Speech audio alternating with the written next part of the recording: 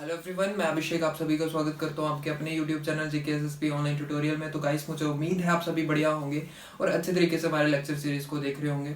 तो गाइस, हमने कल के लेक्चर में कार्टेशियन प्रोडक्ट और साथ में रिलेशन का मतलब आप बोल सकते हो कि रिलेशन और कार्टेशियन प्रोडक्ट मैंने कंप्लीट कर दिया है और आज हम लेके आए हैं टाइप्स ऑफ रिलेशन। तो गाइस, इसको ध्यान से देखना और अच्छे से समझना इसको, ठीक है।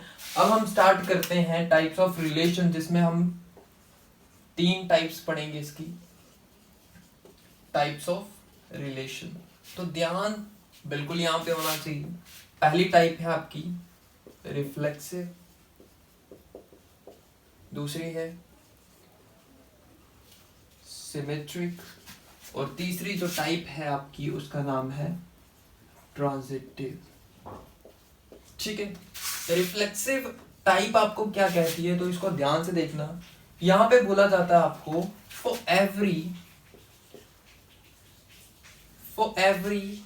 ए बिलोंग्स टू कैपिटल ए। देखो, उससे पहले मैं आपको बता दूं, ये जो रिलेशन होगा ना, ये जो टाइप हम पढ़ रहे हैं, ये बेसिकली रिलेशन किस में है, ए का ए में रिलेशन है। मतलब ए जो है वो मैप कर रहा है इसको ए को ही, मतलब दोनों एक ही सेट को क्या करेंगे हम क्रॉस, जो आपका कार्टेशियन प्रोडक्ट है वो दोनों सेम ही सेट होंगे, ए क्रॉस ए समझ सकते हो आप। तो ठीक है, मैपिंग किसमें होगी, दोनों सेम सेट में मैपिंग होगी, ठीक है। अब बढ़ते हैं इसकी तरफ, रिफ्लेक्सिव की तरफ। तो for every A belongs to A, तो ए सेट के हर एक एलिमेंट के लिए क्या होना चाहिए, इसके हर एक एलिमेंट अपने दूसरे सेट के सेम एलिमेंट के साथ मैप होना चाहिए। जैसे फॉर एग्जांपल आप देख सकते हो कि ए सेट है जिसमें एलिमेंट्स हैं 1 2 3। तो मैपिंग किस तरीके से करेंगे हम इसकी सॉरी, मैपिंग किस तरीके से होनी चाहिए, 1 1 2 2 एंड 3 3। समझ रहे हो, इस तरीके से मैपिंग होनी चाहिए। मतलब जितने भी एलिमेंट्स होंगे वो सभी एलिमेंट अपने दूसरे वाले सेट के उसी एलिमेंट के साथ मैप होने चाहिए। उस टाइम पे आप जो रिलेशन बनेगा वो कौन सा रिलेशन होगा, रिफ्लेक्सिव रिलेशन। इस चीज को याद रखना, ठीक है। जितने भी एलिमेंट्स होंगे, यहाँ पे लिखा हुआ है for every A belongs to A. समझ रहे हो। उसके बाद आते हैं सिमेट्रिक पे। सिमेट्रिक में क्या होगा, ध्यान से देखना इसको। इसमें for any A B belongs to A, ठीक है। एनी का क्या मतलब हुआ, कोई भी दो एलिमेंट्स हैं, ठीक है। अगर A B belongs to A है, सॉरी, अगर A B belongs to R है, मतलब ए बी जो है अगर वो रिलेशन में है, तो इसका मतलब है बी ए बी रिलेशन में होना चाहिए, बी ए बी रिलेशन में होना चाहिए। अगर ये नहीं होगा तो ये सिमेट्रिक नहीं बनेगा।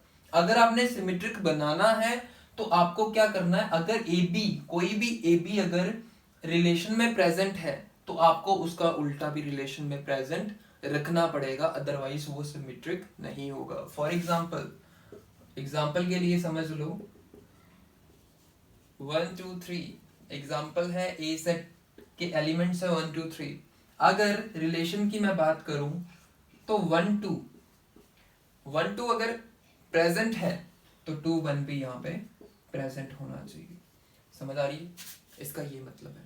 इसका ये मतलब नहीं है कि इसके सभी एलिमेंट्स का ये होना चाहिए, लेकिन जो भी एलिमेंट यहाँ पे प्रेजेंट होंगे उसका उल्टा यहाँ पे जरूर होना चाहिए, ठीक है। सारे नहीं होने चाहिए, बट जो भी एलिमेंट यहाँ पे प्रेजेंट होंगे उनके उल्टे भी यहाँ पे प्रेजेंट होने चाहिए। उसको क्या बोला जाता है, सिमेट्रिक बोला जाता है, ठीक है। सिमेट्रिक रिलेशन, ठीक है। अगर ऐसा नहीं होता तो ये नॉट सिमेट्रिक होंगे, ठीक है। अब बढ़ते हैं इसकी तरफ, ट्रांजिटिव की तरफ अगर बढ़े तो इसमें क्या है, इसमें लिखा हुआ है for any A B C belongs to A. मतलब ए के 3 एलिमेंट्स हैं, ए के अंदर 3 एलिमेंट्स है, कोई भी तीन, जरूरी नहीं है कि किसी पर्टिकुलर की बात कर रहे हैं, कोई भी 3 एलिमेंट्स हैं अगर ए में, तो अगर ए बी और BC, अगर AB और BC बिलोंग्स टू R, अगर AB और BC दोनों R में है, देन दिस इंप्लाइज कि AC also belongs to R। ठीक है, समझ आ रही है कि अगर ये दोनों एलिमेंट R में प्रेजेंट हैं तो ये भी R में प्रेजेंट होना चाहिए।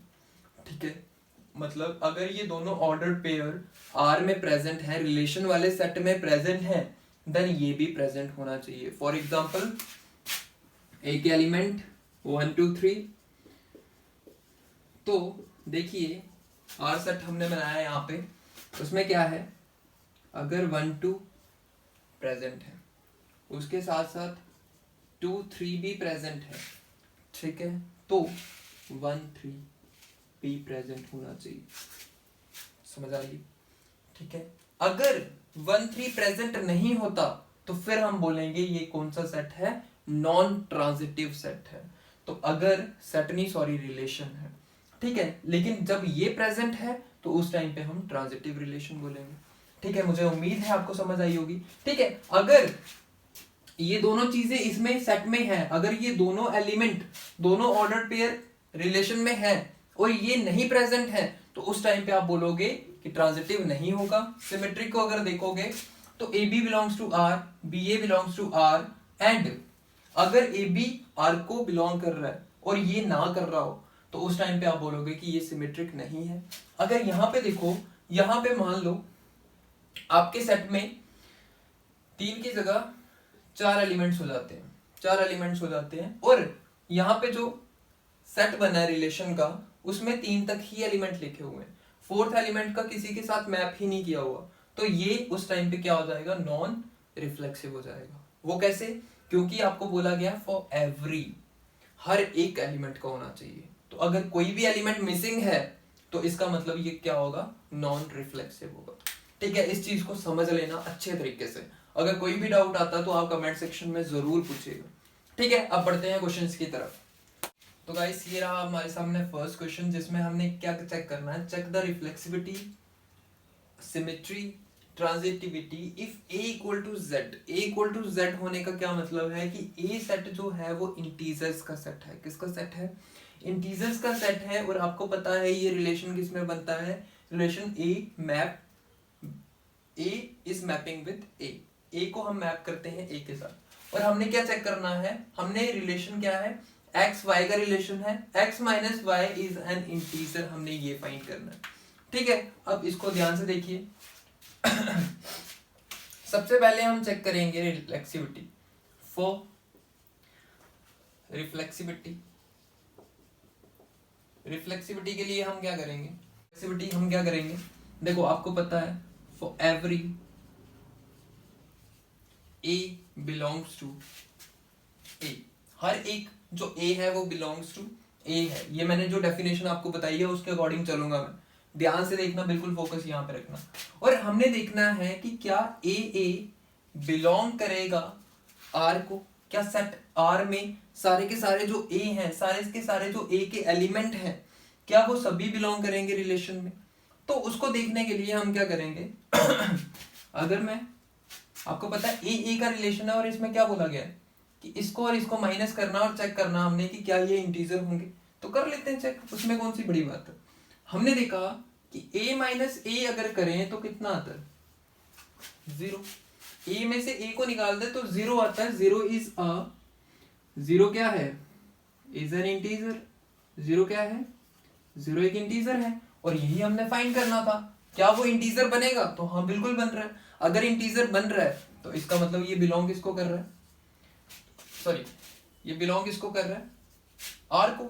ठीक है, रिलेशन को बिलोंग कर रहा है। अगर ये रिलेशन को बिलोंग कर रहा है तो हम बोल सकते हैं आर इज रिफ्लेक्सिव, कि आर क्या है, रिफ्लेक्सिव है। आप किसी को भी ए की अगर समझ नहीं आ रही तो आप 2 - 2 कर लो, क्योंकि 2 क्या है, 2 एक इंटीजर है। 2 में से 2 को काटोगे कितना आएगा, 0। 0 इज एन इंटीजर। ठीक है, अगर -3 में से -3 को माइनस करते हो तो फिर कितना आएगा, -3 - 3 कट जाएंगे, 0 आएगा। तो हर एक बार आपका आंसर क्या आएगा, 0 आएगा। और अगर 0 आ रहा है तो 0 इज एन इंटीजर। अगर ये इंटीजर है तो आपका ये फॉलो कर रहा है, आपके ये किस में आ रहा है, रिलेशन में आ रहा है। अगर रिलेशन में आ रहा है तो ये क्या होगा, रिफ्लेक्सिव होगा। अब बढ़ते हैं दूसरा, फॉर सिमेट्री। सिमेट्री की अगर बात करें तो ध्यान से देखो, सिमेट्री का क्या मतलब होता है। For any A B belongs to A के दो एलिमेंट्स ले लिया हमने जो ए को बिलोंग कर रहे हैं, ठीक है। उसके बाद हम बोलते हैं कि अगर ए बी बिलोंग करेगा किसको, आर को। ए बी अगर बिलोंग करेगा आर को तो बी ए बी बिलोंग करना चाहिए आर को। तो हम चेक करते हैं, इसका मतलब है अगर ए बी बिलोंग कर रहा है आर को, इसका मतलब क्या होगा, इसका मतलब ये होगा कि a माइनस बी का जो आंसर आएगा इज एन इंटीजर।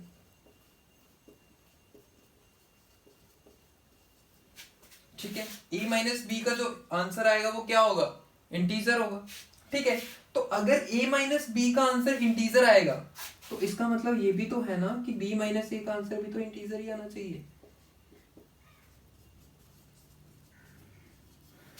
ठीक है, अगर मैं एग्जांपल के तौर पे बताऊं तो 2 माइनस 3 अगर मैं करूं तो वो क्या है, मान लो 2 3 मैंने एक क्या लिया है, एलिमेंट लिया है, क्योंकि ये नेचुरल नंबर है, सॉरी ये इंटीजर्स हैं और 2 3 मैंने ले लिया, 2 3 भी इंटीजर्स हैं।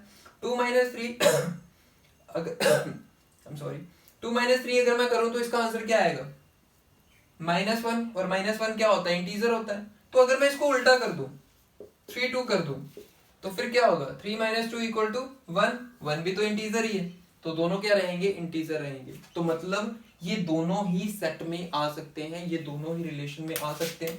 इसका मतलब हम यहाँ पे लिख सकते हैं b a also belongs to R. B a b किसको बिलोंग करेंगे, आर को बिलोंग करेंगे। अगर ये कर रहे हैं तो आप बोलोगे R is symmetry, R is symmetric, R क्या है, सिमेट्रिक है। ठीक है, अगर किसी को यहाँ पे कंफ्यूजन है तो वो पूछ सकता है। अब बढ़ते हैं आगे, अगर ट्रांजिटिव निकालना हो, फॉर ट्रांजिटिव अगर निकालना हो तो उसके लिए क्या है, for any A B C belongs to A से हमने 3 एलिमेंट उठाए ए बी सी, और अगर ध्यान से देखना इसको, इफ ए बी अगर बिलोंग कर रहा है आर को, ए बी अगर आर को बिलोंग कर रहा है तो इसका मतलब क्या होगा, इसका मतलब ये है कि a minus b is an integer.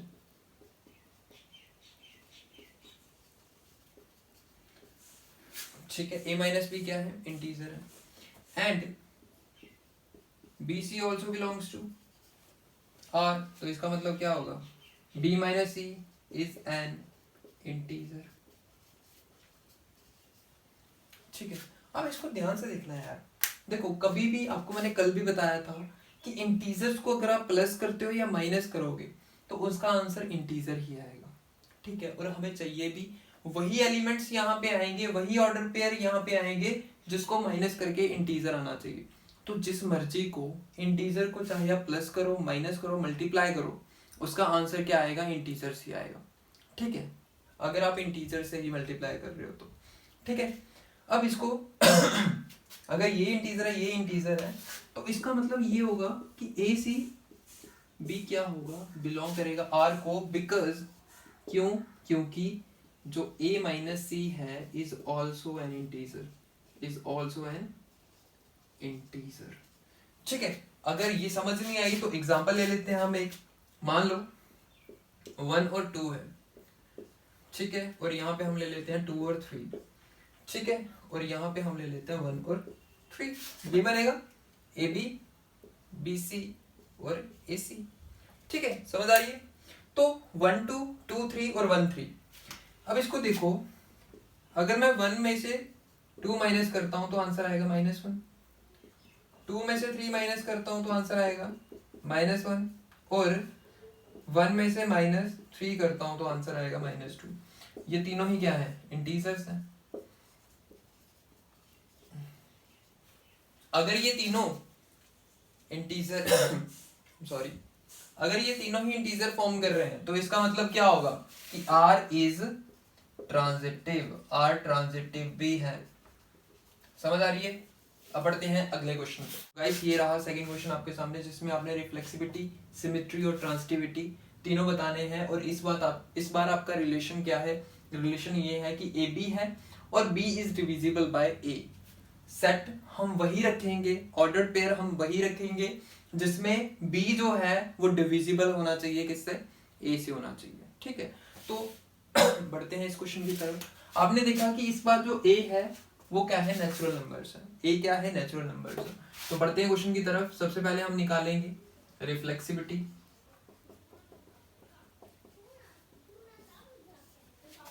Reflexivity कैसे निकालते हैं तो ध्यान से देखना इसको। ठीक है, for every A belongs to A, हर एक ए जो बिलोंग कर रहा है किसको? ए को। वहां पे क्या होगा? ध्यान से देखना, ए बिलोंग्स टू आर होना चाहिए। ठीक है, ये होना चाहिए। रिफ्लेक्सिविटी की डेफिनेशन होती है। अब आप देखो कि B is divisible by A. B क्या होना चाहिए? डिविजिबल होना चाहिए ए को। तो आपको पता है कि अगर ए को ए से डिवाइड करो तो आंसर क्या आता है? 1 आता है। मतलब कोई भी टर्म को आप उसी टर्म से डिवाइड कर सकते हो। जैसे आप करो 2 divided by 2, 3 divided by 2, 4 divided by 4, 5 divided by 5। ठीक है, तो अगर इनको डिवाइड करोगे तो ये एग्जैक्टली क्या हो जाते हैं? डिवाइड हो जाते हैं। एग्जैक्टली क्या होते हैं? डिवाइड हो जाते हैं। अगर ये एग्जैक्टली डिवाइड हो जाते हैं तो इसका मतलब ये क्या होंगे? रिफ्लेक्सिव होंगे। इसका मतलब R इज क्या होगा? R is reflexive. R क्या होगा? रिफ्लेक्सिव होगा। ठीक है, अब बढ़ते हैं आगे। ठीक है, दूसरा है आपके पास सिमेट्री। सिमेट्री का कैसे पता करोगे? For any A B belongs to A, अगर ए बी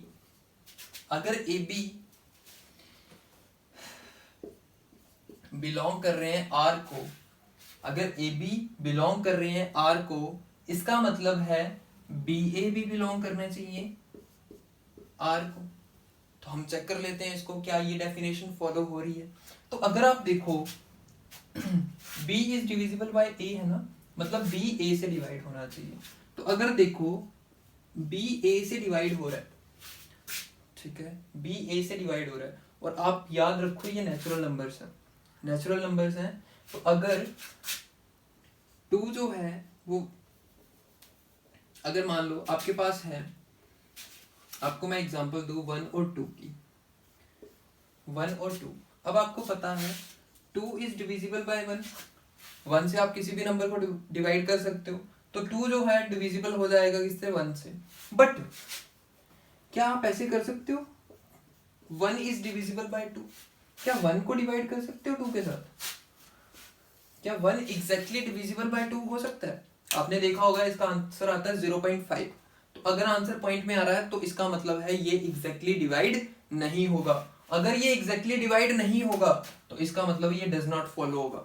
अगर ये डज नॉट फॉलो होगा इसका मतलब R इज नॉन रिफ्लेक्सिव। क्या होगा? Sorry, non symmetric. R क्या है? सिमेट्रिक नहीं होगा। समझ आ रही है? अब बढ़ते हैं आगे।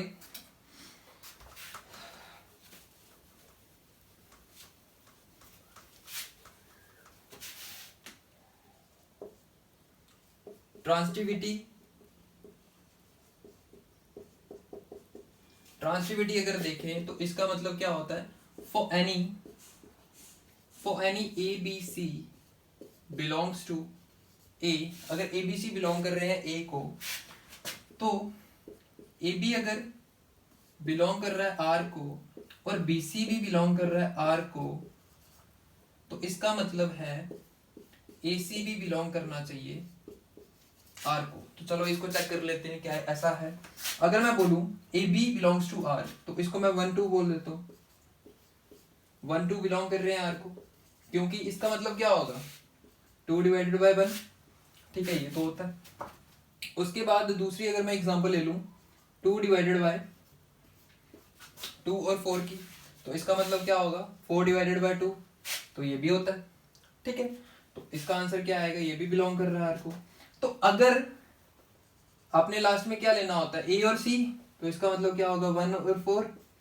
अगर 1 और 4 की मैं बात करूं तो 1 और 4 को आप कैसे लिखोगे, 1 और 4 को लिखने का तरीका होता है 4/1, 4 इज डिविजिबल बाय 1, तो ये होता है, हाँ बिल्कुल होता है। अगर ये होता है तो ये भी किसको बिलोंग करेगा, आर को बिलोंग करेगा। अगर ये होगा तो ये किसको बिलोंग करेगा, आर को बिलोंग करेगा। और अगर ये आर को बिलोंग कर रहा है तो इसका मतलब ये क्या होगा, आर इज ट्रांजिटिव होगा, आर इज ट्रांजिटिव, ठीक है। तो ठीक है, तो इसी के साथ ये क्वेश्चन यहीं पे खत्म होता है और आज का सेशन भी यहीं पे खत्म होता है। तो गाइस मुझे उम्मीद है आपको अच्छे से क्लियर हुई होंगी चीज़ें। अगर आपका किसी भी जगह कोई भी डाउट है तो आप कमेंट सेक्शन में ज़रूर लिखें, हम उसका हल ज़रूर निकालेंगे। बाकी ऑल द बेस्ट हमारी तरफ से, इसी तरीके से पढ़ते रहिए और बढ़ते रहिए। Okay, thank you.